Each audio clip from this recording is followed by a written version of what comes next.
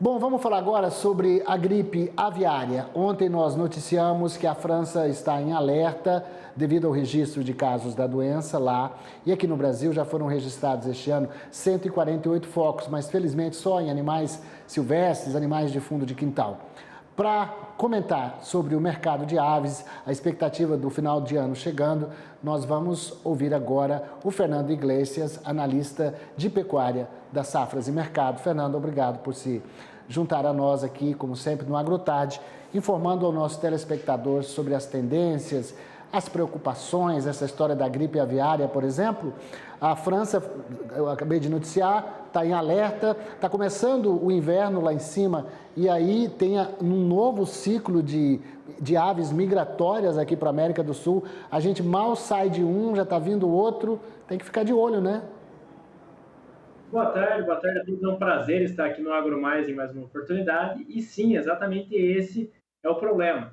As aves agora elas estão saindo do hemisfério norte, buscando aqui as temperaturas mais altas da América do Sul, buscando os berçários, as regiões ali para procriar e vão ter contato com a nossa fauna nativa. É exatamente o mesmo padrão que nós vimos ao longo desse ano, em que as aves que vieram do hemisfério norte tiveram contato com a nossa fauna local, gerou esses focos da doença. Felizmente, como já mencionado, só em animais selvagens ou em aves de fundo de quintal tem maiores problemas quando se trata das questões que envolvem mercado. Não tivemos graves desdobramentos com relação a isso, felizmente para o setor. De qualquer forma, tem que ficar muito atento, manter a fiscalização, um alto índice de testagem, porque o mercado precisa ser assertivo quando se trata de influenza aviária. O Brasil ainda é território livre. Analisando essa questão da França, que está em alerta máximo em relação à influenza aviária. Tivemos sacrifícios de perus na Alemanha essa semana também. Então, de qualquer forma, o hemisfério norte, a situação é bem mais complexa do que aqui no Brasil. As perdas são muito maiores, incluindo para aves comerciais, não só aves de fundo de quintal, ou mesmo para animais selvagens. Eu vou voltar daqui a pouquinho na questão do frango, mas eu queria que você comentasse também o aumento. A gente deu um aumento aqui da venda de suínos, de carne suína, aumentou 13% em novembro. Isso é um bom resultado, embora em termos de receita não tenha sido tanto. Bom, o desempenho, quando nós olhamos para a carne suína, é muito positivo. O desempenho está indo muito bem, os preços realmente estão patinando um pouquinho, mas de qualquer forma, em termos de volume, o desempenho é muito favorável ao longo desse ano. Estamos conseguindo aí pulverizar os nossos mercados de exportação para carne suína. O mercado interno também muito aquecido nesse final de ano. Então temos aí boas notícias para a suinocultura brasileira. Temos aí um bom desempenho das exportações. O Brasil hoje é a melhor alternativa global de fornecimento. A Europa atravessa problemas com o seu rebanho de suínos. Estados Unidos também tem problemas, tem desafios para o seu setor carnes. E o Brasil vai despontando aí como melhor alternativa de fornecimento global. Então, o momento é muito interessante para o setor carnes aqui do Brasil e oferece uma perspectiva muito saudável aqui para o mercado brasileiro. Claro, e nós estamos aqui com o Natal se aproximando, as festas de fim de ano e confraternização, além dos suínos, a gente tem também aí voltando ao mercado de aves, não é mesmo? Todo mundo com o seu peruzinho de Natal, com como é que chama lá, o Chester e que mais? E, enfim, as aves que vão para a mesa do brasileiro.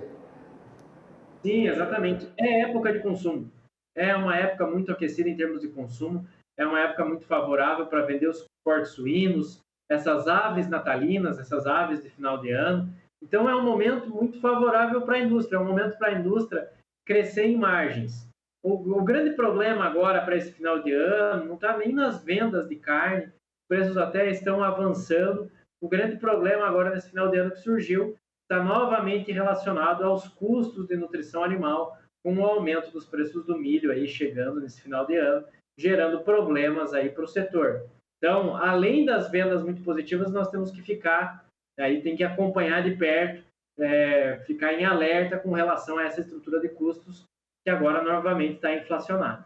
Verdade. Ontem teve um balanço da CNA sobre o que aconteceu esse ano e as perspectivas para o próximo ano, Iglesias. E aí ninguém está esperando a super safra com a estiagem prolongada, demora na chuva, há uma preocupação com o milho lá no futuro também, o milho segunda safra.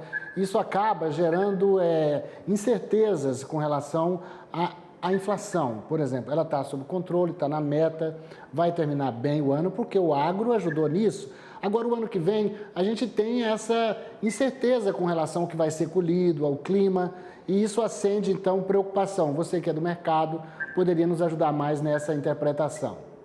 Bom, vamos lá. Temos algumas questões interessantes em relação a soja e milho para nós ponderarmos. O primeiro aspecto é o seguinte: vamos supor que o Brasil tem uma quebra grave na sua safra de soja. Vamos começar por aí. Que o Brasil produz aí 151, 153 milhões de toneladas de soja, não as 163 que eram previstas inicialmente. Tem uma quebra aí de 10 milhões de toneladas. Mesmo assim, nós temos a volta da Argentina para o mercado. A Argentina vai produzir aí quase 50 milhões de toneladas. Então, isso vai pressionar os preços internacionais da soja. Para o milho, vai ter uma redução de tecnologia para a segunda safra, para a safrinha, isso já está previsto. Tanto que os nossos números aqui são de uma safrinha de 91 a 94 milhões de toneladas, uma queda próximo, quando nós comparamos essa safrinha de 100 milhões de toneladas, mesmo assim vai ser uma safrinha de boa proporção. Resta também acompanhar como é que vai ser a janela de clima para Estados Unidos, o outono e inverno aqui no Brasil, isso vai ser importante para o nosso milho safrinha.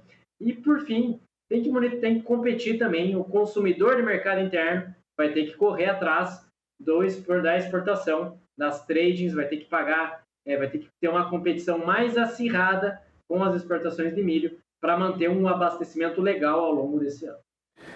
Então, o que nós temos que fazer é, primeiro, torcer para que o clima volte a uma certa normalidade, embora com relação ao El Niño, a gente já vínhamos alertando os cientistas, os meteorologistas, de que a gente enfrentaria realmente uma situação desse nível. Agora, eu queria que você, já chegando ao final do ano, a gente olhasse também sobre a perspectiva do mercado mundial. Ontem também, nesse balanço da CNA, aí a gente percebeu que a China comprou menos carne do Brasil. Para o ano que vem, a gente não sabe como é que vai ser a questão da China, se a China vai continuar desacelerando, se o milho já foi bom eles terem entrado no nosso mercado de milho comprando, mas carne mesmo, o ideal seria que os chineses tivessem mais apetite. Na verdade, os números da exportação desse ano, eles são impactados em relação à carne bovina para aquele período de alto embargo que nós vivemos no primeiro trimestre. O Brasil aí passou 30 dias impossibilitado de vender carne bovina para o nosso principal mercado. Então, isso impacta negativamente nos números. Por isso que o nosso dado de exportação ao longo do ano vai oferecer números menores quando nós comparamos a 2022. Mas, de qualquer forma, o volume exportado de carne bovina é de se elogiar.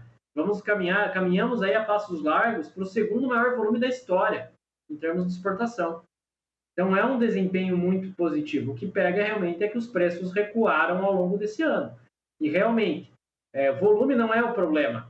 Depois desse período de embargo, o volume não foi o problema das exportações brasileiras.